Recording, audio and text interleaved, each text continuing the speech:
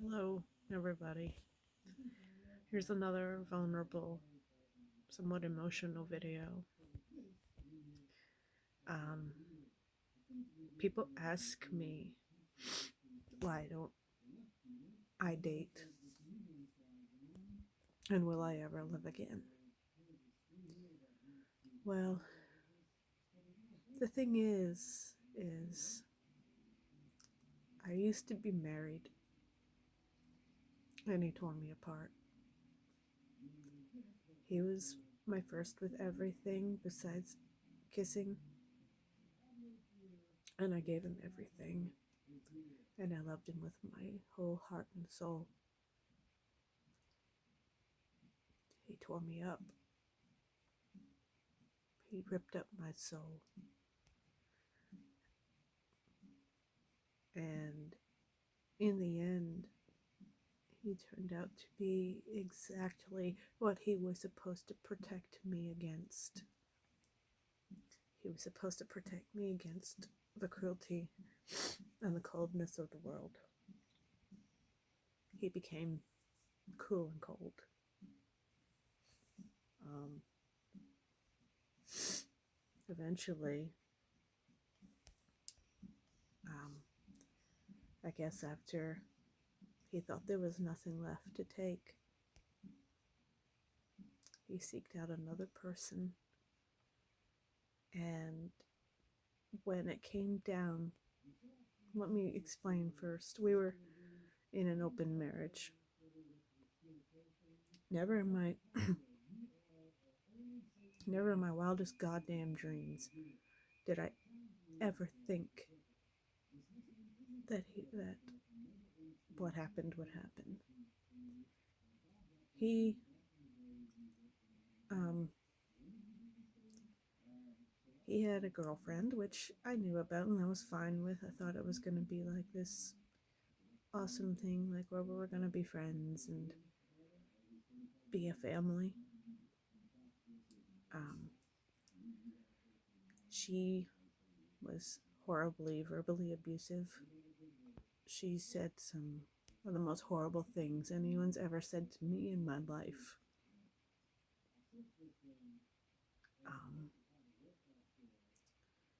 They both betrayed me pretty hardcore.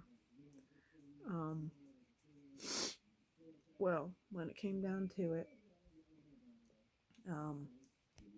him and I split up. First, he told me he wanted a divorce.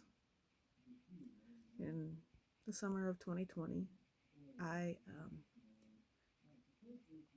left because he asked me to,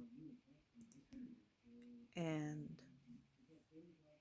we were apart for a few days at first, and then I decided that I wanted to try again, and that we should try marriage counseling. Well, he agreed, but long story short, he didn't do what he was supposed to do. He expected me to do all the changing and for him to do nothing. And he claimed he tried, but he didn't. What really tore it was I had told him before that he had to leave that woman alone. And they were broken up. I borrowed his phone because I used to use it for Instagram and stuff because I just had a tablet. And I found that they had been texting each other. I confronted him about it. It blew up. And marriage counseling the next time, he said, one thing that you should do is not instigate arguments. I didn't really know what to say at that point. I was fucking stunned. It was at that moment that I realized that there was nothing worth saving. I told him to leave her the fuck alone again. He didn't. So I told him, I said, look, you've got to choose either me or her, because I cannot handle you being with someone who abuses me. I cannot handle being around Tara, which is her name. I don't give a fuck if you know who you are. You're an asshole. Both of you are. Anyway, he couldn't choose, so I did it for him. He said, I can't choose. I love her too, and she'll always be in my life. And I said, you have chosen. You are free. I'm leaving tomorrow. So I did. Gathered up some of my essentials, and I went to my parents' house. I asked him not to touch anything in my sacred room. Those two took every fucking thing down and put it in piles. And someone, I think, intentionally smashed my rose quartz jar. Because it's my favorite stone. It's my birthstone. Well, I cleaned up that bullshit and packed up most of my most precious belongings. Next time I went to the house, I found that all of my furniture was stuffed into one room. I had a storage unit, but I hadn't had a chance to get everything in it. And all that shit was stuffed in there, so I took that to... I didn't take that yet. I was still sorting through for smaller things to take with me.